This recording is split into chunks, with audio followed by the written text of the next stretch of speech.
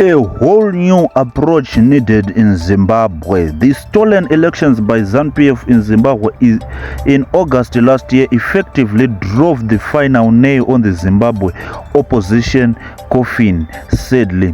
So it must be underlined that the Zimbabwe opposition has had its own fair challenges in coming up with a united front to dethrone the ZANU-PF dictatorship. Just like in Zimbabwe history of the liberation struggle that brought the independence from Britain to Zimbabwe in 1980, the liberation struggle movements ZANU-PF and PF-ZAP were fighting the war on two fronts. Rhodesia was the ultimate enemy, but at the back of their minds they had each other as a serious enemy. ZANU and PF-ZAP were focused more on who between them would be credited with defeating the Rhodesia regime and subsequently rule Zimbabwe. And from 1983, soon after independence on April 18, 1980, ZANU and PF-ZAP were on each other's throat. ZANU as the ruling government had an upper hand and ruthlessly employed state security apparatus to suppress a potential uprising in Matabeleland. In an operation ZANU codenamed the Kukura Hunde, killing over 20,000 people of Zimbabwe in this region. It is believed that Ian Smith Rhodesia stayed longer in power due to lack of unity between the liberation struggle movements then. Today it's so evident in the Zimbabwe opposition that ZANU-PF has become a lesser enemy as they have turned their swords against each other. They have always accused each other for being ZANU-PF agents each time they disagree. Nelson Chamisa, arguably one popular opposition leader, has labeled others as bubblegum, insinuating that they are being used by ZANU-PF as agents to benefit the regime. True to some extent, but the fact that remains that Nelson Chamisa failed to unite the opposition in Zimbabwe.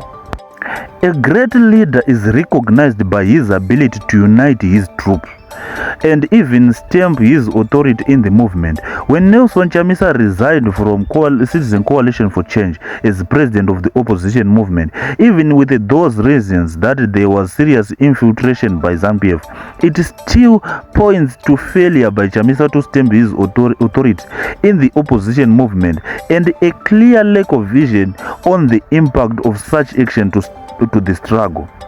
Nelson Chamisa had capacity and capability to deal with the so-called interim Secretary General of the CCC, Sengezo Chavango, who clearly was being used by ZANU-PF to destroy the CCC. Chamisa, an advocate himself, knows he had several ways to deal decisively with Sengezo Chavango, even with ZANU-PF unwavering support. Chamisa, however, adopted for a risky method to deal with Savango, the same method he employed when he was successfully dealt with the MDC alliance. The difference between the MDC alliance case and the CCC one was that at the time of MDC alliance, Chamisa enjoyed tremendous support from fellow leaders, namely Advocate Tendai Biti, Job Scala, Prof.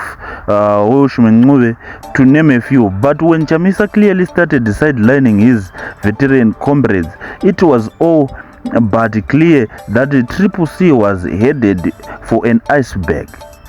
The Zimbabwe opposition needs a whole new approach if they were to deliver change in Zimbabwe. It must be clearly stated that Advocate Nelson Chamisa on his own can dethrone ZANU-PF. We both know that Nelson Chamisa on his own can dethrone ZANU-PF. But that's a near to impossible task. This does not only apply to Chamisa. Any opposition leader who emerges in Zimbabwe trying to knock out ZANU-PF on his own will still be fooling the people of Zimbabwe. But an opposition leader who emerges in Zimbabwe with a strategy to come up with the united opposition front to face ZANU-PF will successfully dethrone the dictatorship in Zimbabwe. So it is we can't deny that Chamisa is the only hope we have in Zimbabwe, and he is the only guy who can help us to fight this struggle. But we believe that for him to be successful, there is need for new strategy. There is need for something different.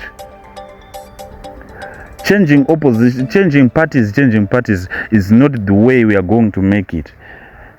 We really need a plan and the support from the citizens. But we believe change is coming very soon. As he was saying yesterday, we are not waiting for 2028. Change is coming before 2028. Maybe it's true the elections are coming, the fresh elections are coming in June.